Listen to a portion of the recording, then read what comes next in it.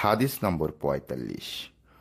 উমর ইবনুল খাত্তাব রাদিয়াল্লাহু তাআলা আনহু হতে বর্ণিত, জনৈক ইহুদি তাকে বলল, হে আমিরুল মুমিনিন, আপনাদের কিতাবে একটি আয়াত আছে যা আপনারা পাঠ করে থাকেন। তা যদি আমাদের ইহুদি জাতির উপর অবতীর্ণ হতো তবে অবশ্যই আমরা সেদিনটিকে খুশির দিন হিসেবে পালন করতাম। তিনি বললেন, কোন আয়াত?